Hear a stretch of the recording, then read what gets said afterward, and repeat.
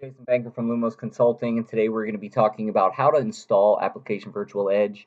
If you watched my previous video, we discussed what AVE was and its use cases. I will run through a little bit of it here right now. Application Virtual Edge is Cisco's answer to VMware closing down its third-party switching in version 6.5, right? So if you guys are familiar with 1000V or legacy AVS, Cisco AVE is the new answer, and what we're really doing is we're removing our switching and policy enforcement out of the kernel space and moving it into user space, right? So this will still allow us to control policy and be consistent through multiple hypervisors as well as the ACI fabric. If we take a deeper look at the Cisco AVE architecture, I like to think this as a firewall. My AVE box will have an inside and outside interface. Everything on the inside interface will be forced to go through AVE before it talks to another EPG. As you can see here, I have an app web DB, right? In order to talk, they will go through AVE to come back out. We can enforce policy. We can do some distributed firewalling. We can just have consistent policy. There is also a native feature that allows us to not go through AVE if we have a resource on that host that does not want to be bottlenecked in any way, right? If we take even a little deeper look, the inside interface is going to be a promiscuous trunk. Everything has to come in and out of this inside interface, and everything going to ACI will go out the outside interface. In today's deployment, we will be using VXLAN. Right, so only VLAN we have to pass through ACI down to that host is 3967, the infrastructure VLAN that we assigned when we set up our APICs. Right, all other VLANs will stay internal to AVE, which is really nice. We can take advantage of VXLAN and not be limited by VLANs. So let's go ahead and take a look at our first steps. So our first steps today are going to be going into Cisco, typical Cisco download. We go in there, put AVE in, and the version that is available to us right now is 112B. Go ahead and download this to your box. All right, unzip the files. And then we want to take advantage of our vSphere web client. So in a previous video I showed you how to install the Cisco ACI plugin. Right, this tool is going to be very critical for us to deploy AVE into our ACI infrastructure. To me, it's the easiest way. Take advantage of it if you're going to use AVE. One thing we do have to do is build a content library. As you can see, I already have one created. I created a content library called AVE. I uploaded the Cisco AVE OVF files, right? And here it is available to us. We will be getting back to this in a little bit. So if I go into my ACI fabric, there's a couple things we have to do here. We have to go ahead and build a VLAN pool, right? We'll talk about that further. We need to build a new VMM domain. Right, and in this case, we are going to use VXLAN encapsulation, and then it's going to be typical how we get things attached to a VMM domain, adding hosts, so on and so forth. So if we go in and let's take a quick peek at our access policies, I do have a VLAN pool already created, but we'll take a quick look at that. So VLAN pools, I have an AVE VLAN pool. I have a couple VLANs set to, if you notice the roles internal, this is new on 3.1. What the difference between internal and external on the wire encapsulations is if I'm using VXLAN, I want to keep all my VLANs internal. I don't want them coming to the ACI fabric. If I was using VLANs and not using VXLAN or Opflex or any of that nature, I would be using external or on the wire encapsulation. So 99% of your VLAN pools are most likely external today. In this case, you will use internal. If you're using VXLAN, I am doing that, so this is created. The next step is going to be building a new VMM domain for us. So if we come into our VMM domain tab, go to VMware, right, we're going to go ahead and create a new vCenter domain. We're going to go ahead and call this AVE domain. All right, we will use Cisco AVE. All right, I'm going to do local switching. Local switching will allow me to keep traffic internal when possible without coming to the fabric. And in some cases, I do want it to come to the fabric if I'm doing telemetry, things of that nature. All right, so we do want to use VXLAN mode. I do need to select a AEP. We have a global one. We're just going to use our POC1 AVE. right? The VLAN pool I just showed you where we will select.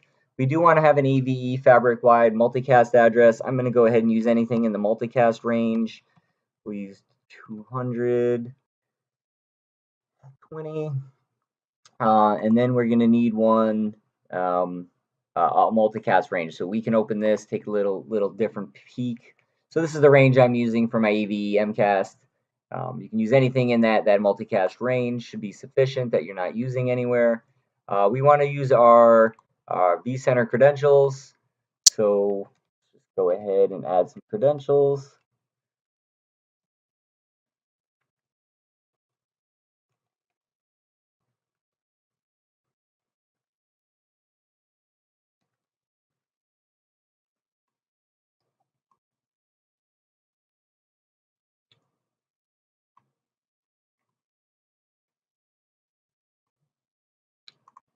Go ahead and put our vCenter controller in. So we're just going to name this AVE, put my vCenter where that lives.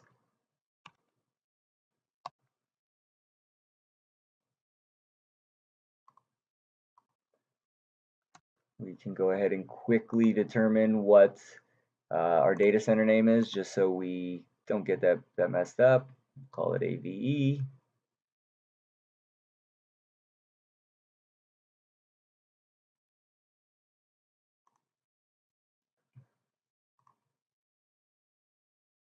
Sorry, I'm all over the board here. And then we're going to go ahead and select our credentials, right? So our data center name was AVE. We should be good to go. I'm using DVS version 6.0. My vCenter 6.5, but 6.0 are what my hosts are on right now. So we're going to go ahead and take care of that. I can do a quick vSwitch policy. All right, we'll go ahead and submit.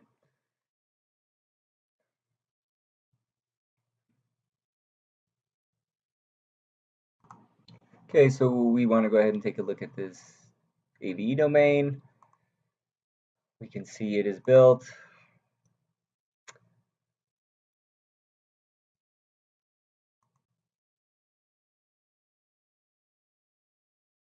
We have a couple faults. That is because we do not have a host attached yet. We'll go into our web client. We can take a look. We can look at AVE.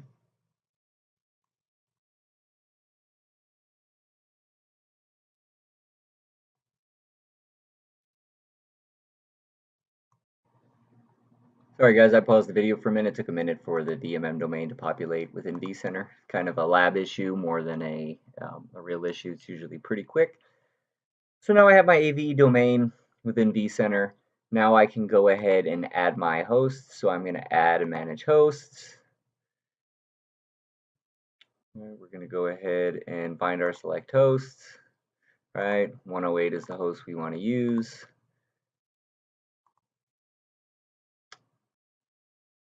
I know that VLAN, my NICs on UCS at 3967 on vNICs 4 and 5. So we're going to go ahead and assign some uplinks. All right, so 4 I'm going to put on 1, 5 I'm going to put on 2.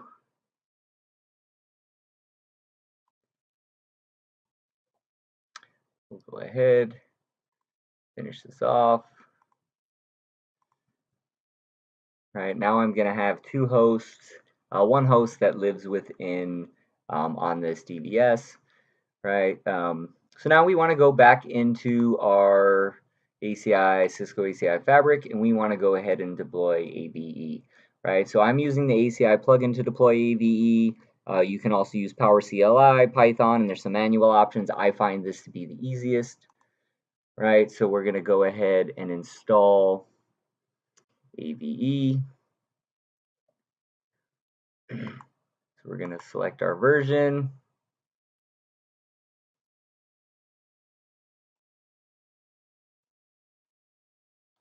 We are going to put a management IP on this guy. If my DHCP server is working, if not,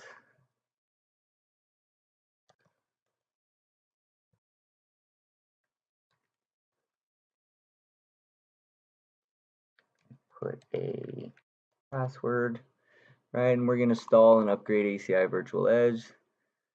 going to be deployed. We're going to say yes. I'm going to go ahead and pause while this finishes, and I will be back. It has finished installing. You can see it's online. We did receive a management IP. We are going to go ahead and log into that management IP and run through a couple commands just for verification. Credentials, it's always going to be admin and then the password you supplied when you were installing AVE. Something we want to do first is run a vend command, opflex. I believe it's VM to show opflex. Very similar commands to AVS. What we want to see here is status 12. All my channels are active. I have my VTEP IP as well as my infrastructure VLAN 3967. Looks great. We want to show host. All right, it's going to give us our management IP, our UUID, and the version we're running. And we can also do packets, which will give us a breakdown of what's running through this box to a degree. It's just showing me traffic is flowing. So what we want to now do is go into ACI. I have a tenant already built with an AVE tenant. Within this tenant, have one VRF, one bridge domain, and then each EPG is sharing a bridge domain just for testing purposes. What we want to do is go into our domain and add the AVE. So under the EPG domains, we want to select our AVE domain. I usually do on demand for everything. We do not need this pre-populated on every leaf. Pre-provision does not work, so do not try to use pre-provision. Switching mode will be AVE. If I had a web and app server and wanted to use AVE, but I wanted my DB to not have any throughput through this VM, I would use native here, but in this case, I'm using AVE. We're going to submit. It should push the port group to our DVS within vCenter, which we'll check in a minute. I'm going to do the same for my other VM. Another thing we can do here, or I will just take a quick look at, is I do have contracts under each one of these. It's a simple ICMP contract, so we can allow some ping tests. But in our under our contracts, under filters, when we're creating filters, if you select this stateful checkbox here, this allows you to do distributed firewall gateway, or excuse me, distributed firewall on the AVE box, and do stateful firewalling, right? So this box needs to be checked and only works at the VM level. And I just wanted to point out, let's jump back into our web client. We will take a look at our networking. All right, app will wait for web to populate. My vCenter is running a little slow. But if we take and look at edit settings, and we want to take a look at the VLAN, I will show you the isolated port groups of what it's using. So it's using 1481 and 82 as our isolated port groups, which is going to be a private VLAN and stay internal to AVE.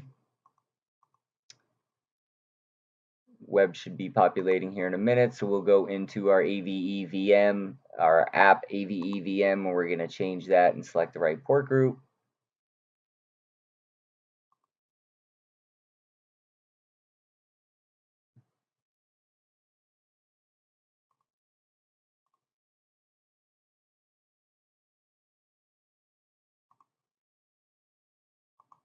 I did see from that screen that web has shown up, so we're going to apply this to the app. We will come into the web. We will edit these settings.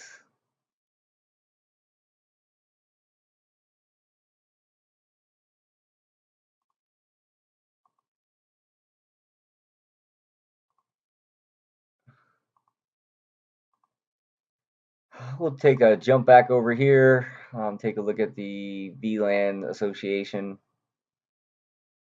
the AVE domain.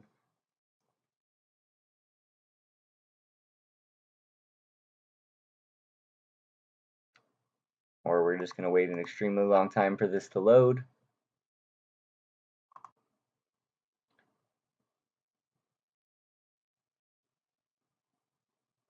We will take a look at web.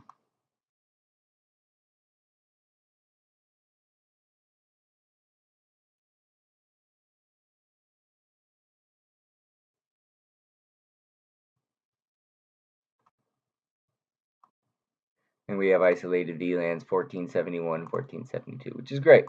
So we will jump back into ACI. We will look if we have any members under our Ops tab underneath the EPG.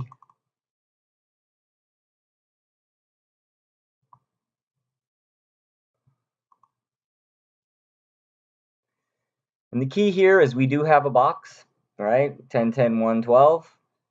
And the key here, what you want to see is that we're seeing the tunnels as well as we're seeing a VXLAN ID. You see the encapsulation is no longer a VLAN tag. It is using 3967 and using a VXLAN tag. If we come to AVE Web, you should see the same thing, different VXLAN tag.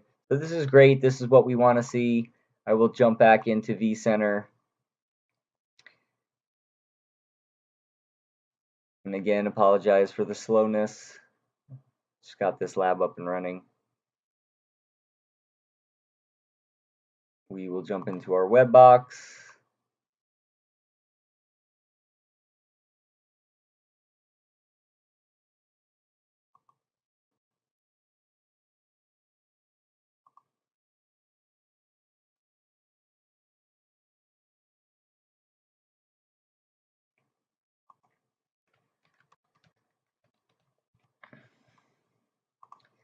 Let's run a ping test. We're going to ping that app VM.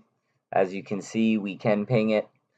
This is all flowing through the AVE box in and out, basically tromboning up to the fabric and back down. But we do have successful communication. Our AVE is up and running. I hope this helps you at least get it installed to allow you to further play with it and try some different things, micro segmentation and such. But till next time, I'll talk to you guys later.